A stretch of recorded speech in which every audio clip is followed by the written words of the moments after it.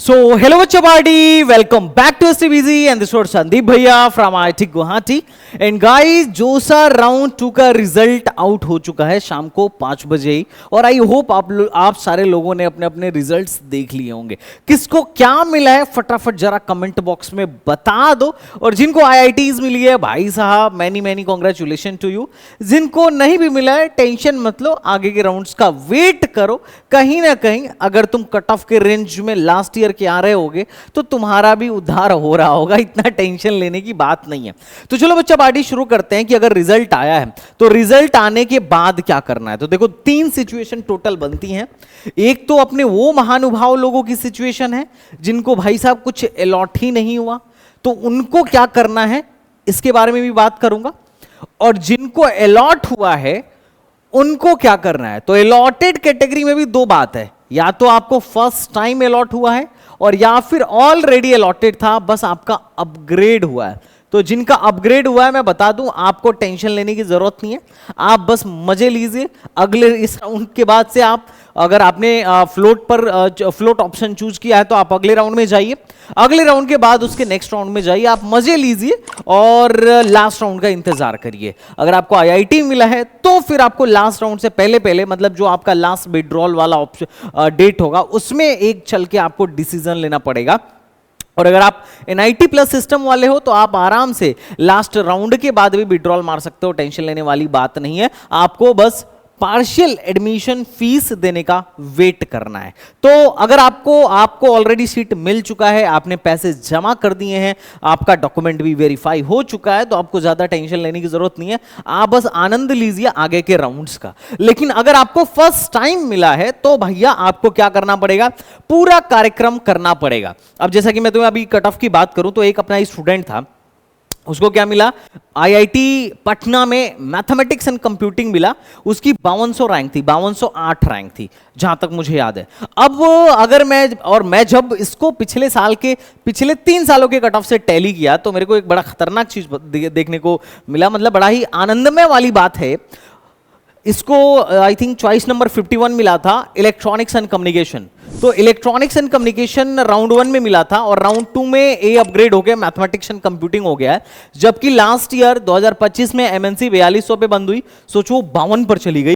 जो 46 मतलब 45, 46 और 42 पर बंद होने वाली चीज, 5000 के अंदर बंद होने वाली चीज अभी 5000 के बाहर चली गई है। तो इसका मतलब कट ऑफ काफी सही जा रहा है IITs में। बाकी NITs में भी कट ऑफ लो है। राउंड 1 के एनालिसिस के बाद आपने देखा ही देखा, अभी राउंड 2 का एनालिसिस वीडियो भी आएगा, तो आपको टेंशन लेने की जरूरत नहीं है। तो देखो अगर आपको सीट मिल गया तो क्या करना है मैं पहले आपको बताता हूं। आप सबसे पहले जाइए इधर लॉगिन करिए। लॉगिन करेंगे तो भाई मोटा मोटी 4 चीज देखने को मिलेगा कि आप अपना रिजल्ट देखिए, जो कि बच्चा एक देख चुका है। अब चूंकि इसकी प्रोफाइल मैं इसलिए दिखा रहा हूं क्योंकि इसको पहली बार अलॉट हुआ। उसके बाद आप अपना विलिंगनेस सबमिट करिए जो कि कंप्लीट हो चुका है। अब है कि आप अपना डॉक्यूमेंट अपलोड करिए जो कि अभी इनकम्प्लीट है, और सीट एक्सेप्टेंस फीस दीजिए जो कि इनकम्प्लीट है, हमें इसे कंप्लीट करना है। अभी से क्या मिला है तो भाई साहब आप यहां से सीट अलॉटमेंट रिजल्ट पे जाके देख सकते हैं। लो सेशन हो गया एक्सपायर, मैं फिर से लॉगिन करता हूं। तो आप जैसे ही लॉगिन करेंगे आपको सीधा सीधा ऐसा एक नोटिफिकेशन आएगा कि अगर आप विलिंगनेस सबमिट करने में, डॉक्यूमेंट अपलोड करने में और सीट एक्सेप्टेंस फीस पे करने में फेल हो जाते हैं तो आपकी सीट कैंसिल हो जाएगी और जोसा काउंसलिंग से आप बाहर हो जाएंगे। इनफैक्ट आपका डॉक्यूमेंट भी रॉन्ग हुआ, जैसे कुछ बच्चों के साथ हुआ अभी राउंड 1 में, उनके 12th का रिजल्ट NIOS वालों ने डिक्लेयर नहीं किया था। मतलब पता नहीं वो किस तरीके से एक बच्चे का इन लोगों ने रिजल्ट डिक्लेयर किया था, उसके घर वाले ऐसे रो रहे थे, मैं क्या बताऊं। और उसका सीट अभी इन लोगों ने कैंसिल करा। एक अच्छी खासी IIIT मिली हुई थी और NIOS के चक्कर में उस बच्चे की सीट हो गई कैंसिल। और अगर ऐसा कुछ आपके साथ भी होता है तो डेफिनेटली सीट कैंसिल हो सकती है। तो इसमें 12th का सर्टिफिकेट बहुत मायने रखता है, अगर एक भी स्टेप आप भूलेंगे तो that will be headache for you. अगर आपको सीट मिला है तो आप जाइए इधर और जाके सीट देखिए कि आपको क्या मिला है। अब जैसे इस बच्चे को क्या मिला है कि इसको मिला है लगभग लगभग इसकी ईडब्ल्यूएस कैटेगरी में रैंक थी, ईडब्ल्यूएस थी, और इसको एनआईटी अगरतला में प्रोडक्शन मिला हुआ है। बहुत पीछे की चॉइस अभी मिली है, हालांकि ये पहला मिला है। इसके बाद तो अभी खैर सीसा में इसका अभी काफी अपग्रेड होगा, लेकिन अभी एक इसको चॉइस मिली हुई है। अब क्या करना है कि इसको आपको क्या करना है, जिसको जिसको भी चॉइस मिला है 3 स्टेप एकदम ध्यान रखिएगा। सबमिट विलिंगनेस का छूटना नहीं चाहिए। आपको डॉक्यूमेंट अपलोड करने का, डॉक्यूमेंट अपलोड करना भूल गए, डॉक्यूमेंट आपका वेरीफाई नहीं हो पाया, डॉक्यूमेंट में कोई गड़बड़ी है, सीट कैंसिल होएगा या फिर आपकी कैटेगरी शिफ्ट हो सकती है और उसका बहुत बड़ा खामियाजा आपको आगे चल के भुगतना पड़ सकता है। और तीसरा, पे सीट एक्सेप्टेंस फीस। आपको सीट एक्सेप्टेंस फीस पे करना है। ये तीनों के तीनों आपको करने ही करने हैं, बिल्कुल नहीं छोड़ना है। अभी बच्चा क्या 2 तो कर चुका है, अब उसको है डॉक्यूमेंट अपलोड करने का काम। तो डॉक्यूमेंट अपलोड पर अगर आप जाएंगे तो ऐसा कुछ पोर्टल निकल के आएगा जहां पे आपसे 10th का सर्टिफिकेट मांग रहा होगा। यहां से फाइल चूज करके आप अपलोड करिए। 12th का मांग रहा होगा, और चूंकि इसका कैटेगरी है तो कैटेगरी भी मांग रहा है, ईडब्ल्यूएस भी मांग रहा है। जिसके पास कैटेगरी नहीं है उससे कैटेगरी नहीं मांगेगा। और उसके बाद मांगेगा स्टेट ऑफ एलिजिबिलिटी का प्रूफ। तो मैं आपको बता दूं, इन लोगों ने साफ साफ लिख रखा है, please refer two point 8 of section 6 general of जोसा 2026 बिजनेस रूल। इनके बिजनेस रूल के हिसाब से स्टेट ऑफ एलिजिबिलिटी वो होता है जहां से हम क्लास 12th करते हैं। तो अपने 12th का ही सर्टिफिकेट आप अपलोड कर दो, that will be your state of eligibility. जैसे मान लेते हैं मैंने दिल्ली में, मेरा स्कूल दिल्ली में है और मैंने दिल्ली से 12th किया है, भले मैं यूपी का बंदा हूं, मेरे मम्मी पापा का डोमिसाइल यूपी है, लेकिन मैंने 12th दिल्ली से किया, तो अब मेरा स्टेट ऑफ एलिजिबिलिटी हो जाएगा दिल्ली, और मैं यहां पर जो सर्टिफिकेट अपलोड करूंगा that is my 12th certificate. तो 12th का सर्टिफिकेट अपलोड कर दीजिए। उसके बाद मेडिकल सर्टिफिकेट अपलोड कर दीजिए। मेडिकल सर्टिफिकेट मैंडेटरी है, हर एक पोर्शन अच्छे से फिलअप्ड होना चाहिए। जैसे फॉर एग्जांपल अगर मैं आपको दिखाऊं तो जैसे फॉर एग्जांपल यहां पर आप एक मेडिकल सर्टिफिकेट देख सकते हो, ये फॉर्मेट है। ये फॉर्मेट मैंने ऐप पर भी डाला हुआ है, अपने व्हाट्सएप ग्रुप पे भी डाला हुआ है। आप जाके हमारे व्हाट्सएप ग्रुप से ये फॉर्मेट डाउनलोड कर सकते हो। मेरे व्हाट्सएप चैनल पर भी ये फॉर्मेट है। आप एनेक्सर 7 को पूरा जाके भरवा दो, जैसे name of candidates, gender, identity, marks, सारा कुछ ये जो है आपको भरना पड़ेगा, एक भी ऑप्शन छोड़ना नहीं है। इस बच्चे का चूंकि वेरीफाई हो चुका है इसलिए मैं आपको दिखा रहा हूं, हालांकि इसने प्राइवेट एमबीबीएस डॉक्टर से ही कराया था, लेकिन ध्यान रहे सिग्नेचर विथ डेट और उसका रजिस्ट्रेशन नंबर यहां पे मेंशन होनी चाहिए, और साथ ही साथ आप उसकी मुहर भी लगवा लेना। तो कुल मिला जुला के अपने को क्या करना है, इस तरीके का एक जो है मेडिकल सर्टिफिकेट बनवाना है। मेडिकल सर्टिफिकेट बनवाना मैंडेटरी है। अब ज्यादातर बच्चे सरकारी से बनवाते हैं, फ्री में बन जाता है, कोई पैसा नहीं लगता है, तो आप सरकारी से बनवा लो अगर आपके पास टाइम हो तो, but medical certificate is mandatory. तो जिन लोगों को सीट अलॉट हुआ है उनके पास मोटा मोटी जो कार्यक्रम है वो यही है कि आप क्या करिए, अपना सबमिट विलिंगनेस करिए। सबमिट विलिंगनेस करने के बाद से डॉक्यूमेंट अपलोड करिए। उसके बाद से जब ये आप कर लेंगे तो आपको सीट एक्सेप्टेंस फीस जमा करने का पूछेगा। तो अगर आप जनरल ओबीसी ईडब्ल्यूएस हैं तो आपको 30 के पे करना है, देख लेना है एग्जैक्टली उसमें कितना अमाउंट बोल रहा है, और अगर आप किसी रिजर्व्ड कैटेगरी से हैं तो 15 के आपको पे करना है मोटा मोटी।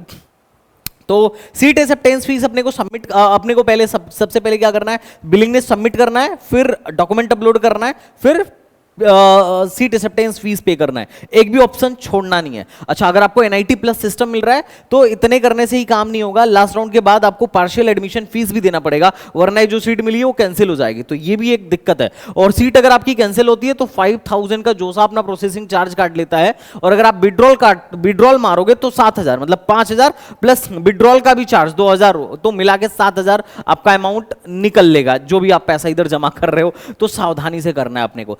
अच्छा, इंपॉर्टेंट बात क्या है कि अगर आप विलिंगनेस सबमिट करते हो तो freeze, float and slide 3 option आपको देखने को मिलेगा, और इन तीनों का महत्व है। जैसे कि अगर आपको, जैसे इसको 122 नंबर का मिला हुआ है, अब ऑब्वियसली अब इसको एनआईटी अगरतला का प्रोडक्शन मिला है, ऑब्वियसली ये बच्चा चाहेगा कि मुझे एनआईटी अगरतला में कोई बढ़िया ब्रांच मिल जाए, या मेरे को कोई अच्छी एनआईटी और मिल जाए, ये तो नॉर्थ ईस्ट की एनआईटी है। तो इसके लिए इसको क्या करना चाहिए, सिंपल बात है, फ्लोट करना चाहिए। अपने को 122 नंबर की चॉइस मिली है, तो 1 से लेके 121 नंबर के बीच की अगर मेरे को चॉइस चाहिए तो मैं क्या करूंगा, फ्लोट करूंगा। अगर मैं फ्लोट करूंगा और फ्लोट करके अगले राउंड में जाऊंगा, तो मान लो मेरे को 80 नंबर की चॉइस मिल गई, तो 80 नंबर की जैसे ही चॉइस मिलेगी 122 नंबर वाली चॉइस हाथ से चली जाएगी, और अब वो जो 80 नंबर वाली चॉइस मिली थी वो मेरे को अलॉट कर दी जाएगी। लेकिन अगर अगले राउंड में कुछ नहीं मिला तो क्या होगा सर? क्या ये वाली जो चॉइस मिली है हाथ से चली जाएगी क्या? नहीं, आपको ये आपकी ये वाली चॉइस री अलॉट हो जाएगी, या ये वाली चॉइस बोल लो रिटेन रहेगी।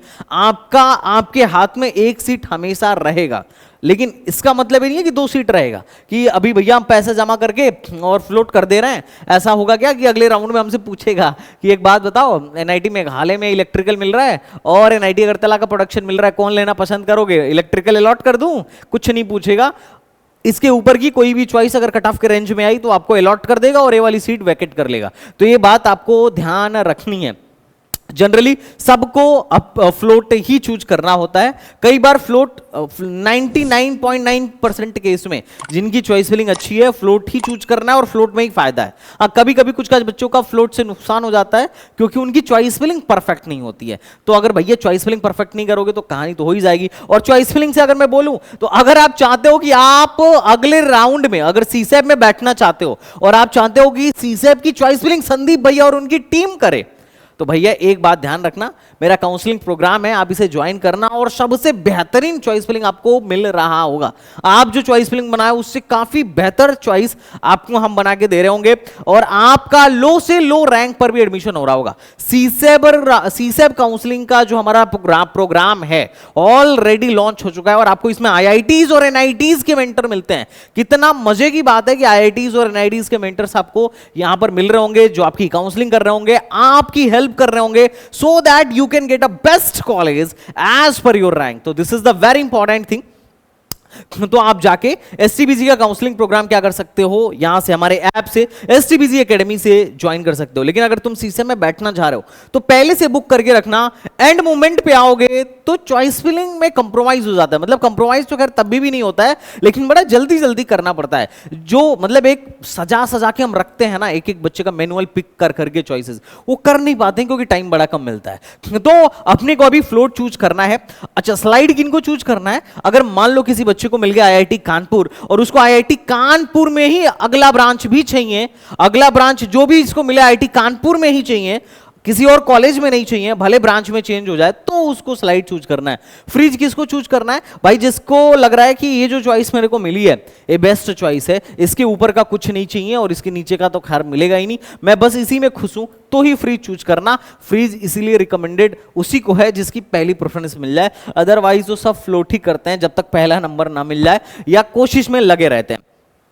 तो ये प्रक्रिया है जिनको सीट अभी अभी अलॉट हुआ है। जितना बोल रहा हूं उतना तो आपको मैंडेटरी तौर पे करना ही करना है और डॉक्यूमेंट अपलोड करने के बाद से टाइमली पोर्टल पे चेक करते रहना है कि किसी भी तरीके की क्वायरी या डिस्पैरेंसी रेज हो तो नहीं हो रही है। अगर हो रही है तो फिर आपके लिए समस्या होगा, आप उसको रिजॉल्व कराएंगे with in the time line. और अगर आप के में किसी भी तरीके की क्वारी रेज होती है तो आप तुरंत हमसे संपर्क कर सकते हैं किसी भी तरीके के हेल्प के लिए। हमारा नंबर जो है आपको नीचे डिस्क्रिप्शन बॉक्स में देखने को मिल जाएगा। अब भाई साहब इनकी बात करते हैं जिनको कोई सीट अलॉट नहीं हुआ है। तो इसका दो ही कारण है, या तो आपकी चॉइस फिलिंग बेकार है, आपकी चॉइस फिलिंग उतनी ढंग की है ही नहीं, या फिर दूसरा कारण ये हो सकता है कि आपकी रैंक ही बेकार है। या तो चॉइस फिलिंग बेकार है या रैंक ही बेकार है। अब अगर आप ये जानना चाह रहे हो कि कौन सी चीज बेकार है तो आपके लिए एक बड़ा ही शानदार चीज लेकर आया हूं, that is the STBG college predictor.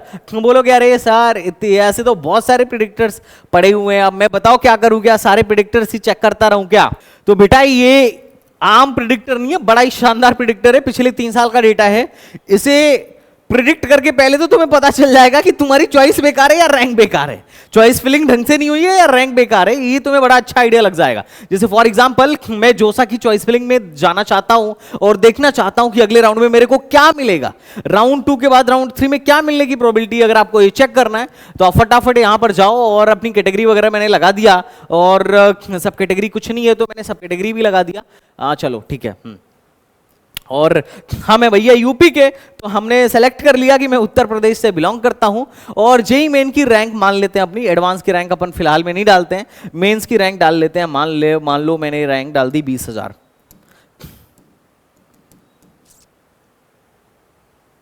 Advance की रैंक नहीं डाल रहा हूं, कैटेगरी रैंक कोई है ही नहीं, मैंने सर्च कर लिया। सर्च करोगे पहली बार तो थोड़ा टाइम लेगा, बिकॉज बहुत बड़ा डेटा ये क्या कर रहा है, पिछले 3 साल के डेटा को कैलकुलेट कर रहा है, पिछले 3 साल के डेटा को यूटिलाइज कर रहा है, उसके बिहाफ पे थोड़ा सा टाइम लेगा। पर घबराने वाली बात नहीं है, तुम टेंशन मत लेना, तुम इसको यूटिलाइज कर सकते हो। अब देखो कमाल, देखो अब मेरे को उत्तर प्रदेश से में कहां कहां मिल रहा है ये दिखा रहा है कि एनआईटी ट्रिचिपल्ली में भी बेटा तेरे को मिल सकता है। कब मिल सकता है, देखो यहां पे ऑप्शन दिखा दिया, जहां दिल दिखा दे समझो गारंटेड मिलेगा, वो मिलना ही मिलना है, उसको कोई नहीं रोक सकता। कौन से राउंड तक, तो मटेरियल जाके मेरे को मिल रहा है, यहां पे दिल दिखा दिया तो प्रोडक्शन जाके मिल रहा है, यहां पे वो दिखाएगा कि कितना % का चांस है, तो 100% का चांस है मेरे को एनआईटी ट्रिचिपल्ली में। लेकिन जहां पर दिखा रहा है, जैसे केमिकल इंजीनियरिंग दिखा रहा है कि स्पेशल तक मेरे को जाके मिलेगा, और मैं इस पिछले 3 साल का डेटा देख सकता हूं। अब चूंकि लास्ट ईयर मिल गया था स्पेशल राउंड 2 में केमिकल,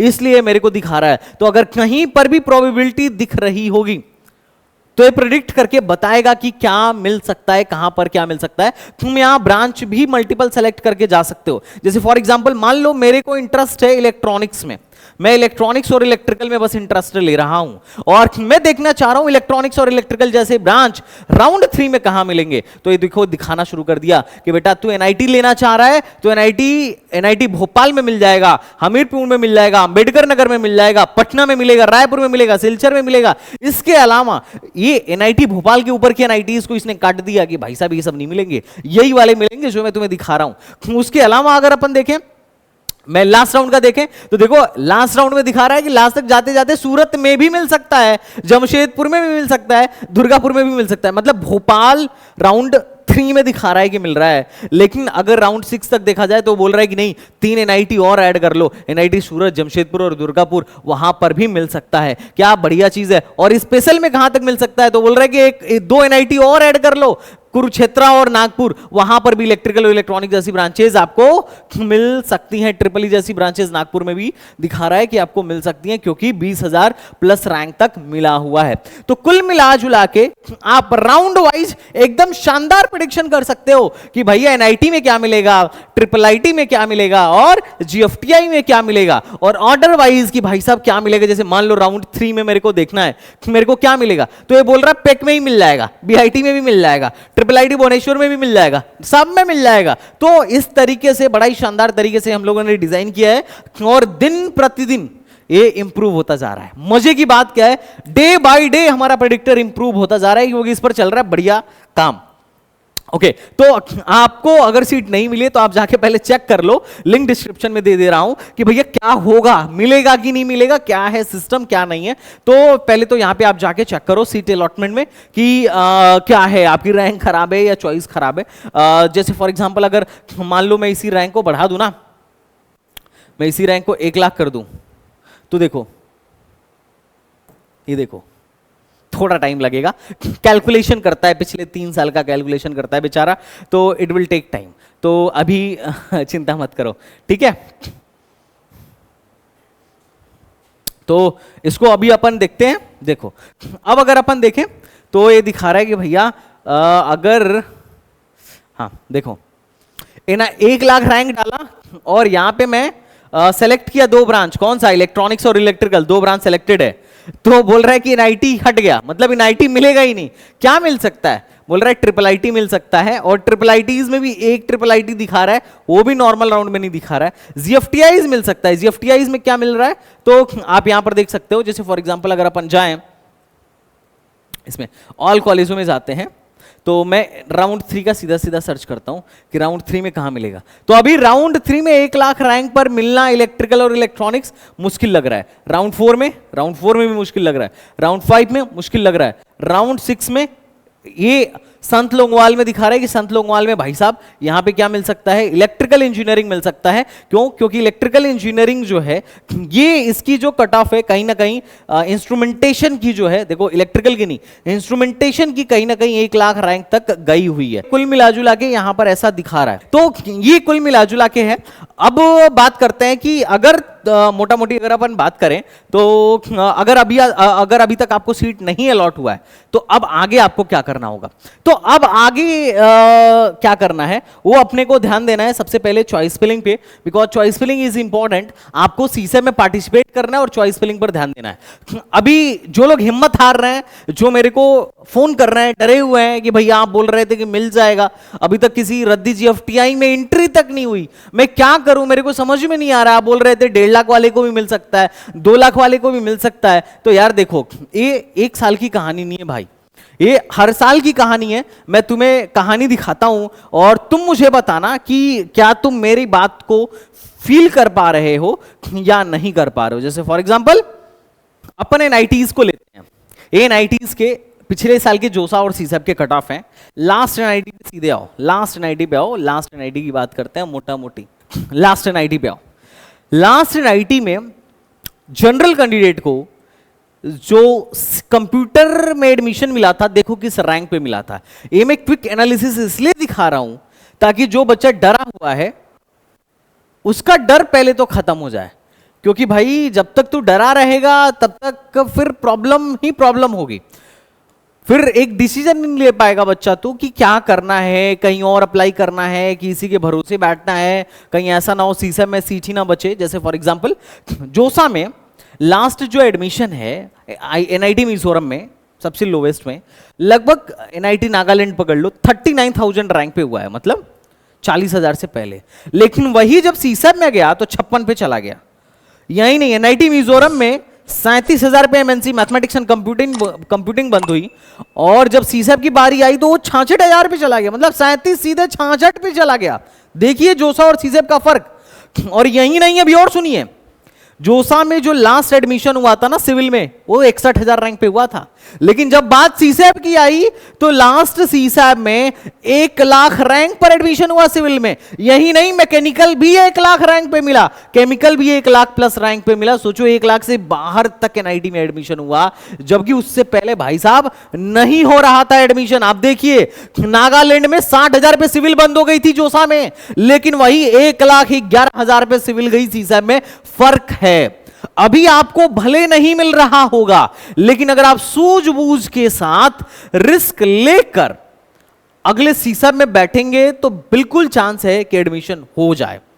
अब तुम्हें लगेगा भैया 1 साल के डेटा से मैं मान क्यों लूं, मैं क्यों मानूं 1 साल के डेटा से कि हो जाएगा। मैं जीवन को, पैसे को, मतलब अपने करियर को, जीवन तो नहीं है, करियर को और पैसे को दांव पे क्यों लगाऊं। भाई मत लगा, लेकिन अगर कुछ बढ़िया चाहिए तो रिस्क लेना पड़ेगा, उसका कोई सॉल्यूशन नहीं है। हां, अब अगर तुम्हें लग रहा हो कि 1 साल के डेटा से मैं क्यों मान लूं, अरे तू बैठ के ऐसे ही एनालिसिस करना, 3 साल का डेटा निकाल, दूध का दूध पानी का पानी हो जाएगा कि दाव लगाना है कि नहीं लगाना है। और अगर तुम दाव सीसैप पे लगाना चाहते हो तो उसका सबसे बढ़िया, सबसे ट्रस्टेबल और सबसे सटीक सॉल्यूशन है STBG। सीसैप का प्रोग्राम मेरा पहले से ही ज्वाइन करके रखना, क्योंकि ऑलरेडी सीसैप की चॉइस फिलिंग में बना के दे रहा हूं। मेरे को पता है कि कब सही टाइम आएगा और उसको कैसे यूटिलाइज करना है। अगर लो रैंक पर भी कुछ बढ़िया शानदार चाहते हो तो इस बात को ध्यान रख लेना। अब अगर किसी की रैंक उससे भी लो है तो मैं तुम्हें और दिखाता हूं। IIITs पर आओ। सबसे लास्ट IIIT में एडमिशन कहां हुआ था, देखो। जो लोग घबरा रहे हैं कि अभी तक कुछ नहीं मिला, IIIT मणिपुर जैसी IIIT में भी, जहां प्लेसमेंट वगैरह अभी कुछ नहीं चल रहा है उतना, जितना एक बच्चा IIIT में जाके एक्सपेक्ट करता है। 58,000 रैंक कोई लल्लू रैंक नहीं होती है। 12-14 लाख बच्चों में 58,000 rank is a good rank. जोसा में लास्ट ईयर 58,000 पे बंद हुई थी और वही 1,15,000 गया और 1,19,000 गया। मतलब CSE AIDS और CSE CSAP में 1 लाख रैंक प्लस तक गया हुआ था। और जो साइबर सिक्योरिटी है IIIT मणिपुर की 62 पे बंद हो गई थी। 62,000 इज ऑल्सो गुड रैंक, लेकिन जब CSAP में आया तो 2 गुने से भी लो रैंक पर एडमिशन हुआ, 1,36,000 रैंक पे एडमिशन हुआ। तो भाई जब लास्ट ईयर 58,000 पे एडमिशन बंद हो गया था तो 1 लाख वाला बच्चा अगर ये सोच के बैठा हो कि मेरे को एक IIIT मिल जाएगा, तो कहां से मिल जाएगा। वो सीसैप का डेटा है ना। तुम जोसा का डेटा, मतलब सीसैप का डेटा देख के तुम जोसा में आके प्रिडिक्ट कर रहे हो तो काम नहीं बनेगा ना। उसके लिए धैर्य रखना पड़ेगा और साथ ही साथ जोसा की काउंसलिंग में बैठना भी पड़ेगा। और जोसा की काउंसलिंग रिस्की होता है तो उसका रिस्क भी लेना पड़ेगा। और इनकी और अगर किसी बच्चे की रैंक और लो है तो और मैं बता देता हूं, GFTIs में गेस करो लास्ट से लास्ट, एकदम जिसको तुम एकदम वो वाला जीएफटीआई समझते होगे, उसमें कहां एडमिशन हुआ था, तो मैं तुम्हें दिखाता हूं। लास्ट जो एडमिशन हुआ था गुरु घासीदास को ले लेते हैं, ठीक ठाक में 75,000 पे कंप्यूटर साइंस बंद हो गया था, और सीसैब में मतलब 1 लाख प्लस भी नहीं गया था, जबकि सीसैब में यही 124 चला गया। और जो वीएफएक्स 95,000 पे जोसा में बंद हुआ था, 95,000 एनिमेशन एंड वीएफएक्स 95,000 पे बंद हुआ था, वो सीधे सीधे सीसैब में 4 लाख पर गया। और जो प्रोडक्शन, जो लास्ट ब्रांच है इंडस्ट्रियल एंड प्रोडक्शन इंजीनियरिंग, 1,18,000 पे बंद हो गया था, 2 लाख वाले को भी ये इंडस्ट्रियल एंड प्रोडक्शन नहीं दे रहे थे, वो प्रोडक्शन 9 लाख पर जाके सीसैब में बंद हुआ। ये कोई अनफॉर्चुनेट डेटा नहीं है, एक बार का डेटा नहीं है, पिछले मल्टीपल इयर्स का तुम निकाल के देखो, और तब तुम्हें समझ में आएगा जोसा एंड सीसैब के कट ऑफ में क्या फर्क रहता है और तुम्हें कहां पर असली फाइट मारनी है। हो सकता है कि अभी तुम्हें जोसा में ना मिल रहा हो बढ़िया कॉलेज, लेकिन मैं गारंटी से बोल रहा हूं कि अगर तुम कायदे से एनालिसिस करके बढ़िया से काउंसलिंग करो, बढ़िया से चॉइस फिलिंग करो, तो सीसैब में तुम्हें जाके बढ़िया ऑप्शन मिल रहा हो। अभी जो तुम्हें जोसा में मिल रहा है उससे कई गुना बेहतर ऑप्शन तुम्हें सीसैब में जाके मिले। ये पिछले कई सालों के एक्सपीरियंस के बाद में तुमको ये बात बोल रहा हूं। तुम सोचो, लास्ट से लास्ट जीएफटीआई ले लो, नेहू, मतलब प्लेसमेंट, अब क्या बोलूं मैं, प्लेसमेंट के बारे में बोलूंगा नहीं, लेकिन नेहू जैसे, NEHU Shillong, Central University of Haryana, इन सब में भी कंप्यूटर सब 1 लाख के अंदर बंद हो गया था, जबकि आराम से सीसैब में 1 लाख 2 लाख तक एडमिशन मिलने की पॉसिबिलिटी रहती है। 2,56,000 में भी CSC and data science CSAB में यहां पर जाके मिला हुआ है। और ये जो कॉलेजेस हैं, ये जैसे एचएस गौर वगैरह हो गए, इनके जो सबसे रद्दी ब्रांचेस हैं, फूड 1,25,000 पे जोसा में बंद हो गया था, जबकि वही सब 1 लाख मतलब 12 लाख और 11 लाख पर डेयरी और फैशन जैसे ब्रांचेज में एडमिशन मिल रहा था। जो बायोमेडिकल यहां पर नेहू शिलोंग का 1 लाख पे बंद हुआ था, वही जाके 6 लाख पे सीसम में मिला। तो भाई साहब फर्क है, वो आपको समझना पड़ेगा, समझोगे तब जाके अच्छे रैंक से यूटिलाइज कर पाओगे। तो अगर तुम में से किसी को यहां पर अलॉट नहीं हुआ है तो अभी घबराना नहीं है, आपको क्या करना है, एनालिसिस करना है। एनालिसिस के लिए तुम चाहो तो हमारे प्रेडिक्टर से कर लो, तुम चाहो तो जोसा एंड सीसैब में खुद जाके कर लो, और अगर तुम चाहो, तुम्हारा मन करे तो तुम हमारा काउंसलिंग प्रोग्राम ले लो, ये तो सबसे बेस्ट ऑप्शन है ही। तो इस बात को आपको ध्यान रखना है, घबराना नहीं है कि मेरे दोस्त का मिल गया, मेरे को तो कुछ मिला ही नहीं, अब तो कुछ हो ही नहीं पाएगा, सारी काउंसलिंग की डेट निकल गई, सब निकल गया, ये निकल गया। नहीं, आपको बगुले की तरह एनालिसिस करके ध्यान लगाना पड़ेगा कि भैया कहां पर मेरा मतलब एकदम सटीक निशाना जाने वाला है, कहां पर कॉलेज मिलेगा ही मिलेगा। अगर इस तरीके से आप एनालिसिस करके, सही ढंग से एनालिसिस करके काउंसलिंग करोगे तो डेफिनेटली आपको सीट मिलेगा। तो चाहे आपको सीट मिला हो, चाहे आपको सीट ना मिला हो, क्या करना है आपको एग्जैक्टली समझ में आना चाहिए, और आई होप कि समझ में आ गया होगा। आपको अभी क्या मिला है आप कमेंट बॉक्स में बताइए। और सिर्फ मैं नहीं बोल रहा हूं कि जोसा या सीसैब ही ऑप्शन है, इसके अलावा स्टेट की दुनिया भर की काउंसलिंग चल रही है, आप उसमें पार्टिसिपेट करिए, आपको उसमें भी बेहतर कॉलेज मिल सकता है। बहुत सारे स्टेट के कॉलेजेस ऐसे होते हैं जो एनआईटी से भी अच्छे होते हैं, ट्रिपल आईटी से भी अच्छे होते हैं, जीएफटीआई से भी अच्छे होते हैं। ये आपको सर्च आउट करना पड़ेगा, उसके लिए आप हमारे यूट्यूब चैनल को एक्सप्लोर करते रहिए और हमारे बेल आइकन को दबा लीजिए, व्हाट्सएप ग्रुप को ज्वाइन करना मत भूलिए। चलिए मिलता हूं नेक्स्ट वीडियो में, तब तक के लिए बाय बाय, टाटा एंड जय हिंद। Thank you so much, thank you बच्चावाड़ी, थैंक्स अ लॉट।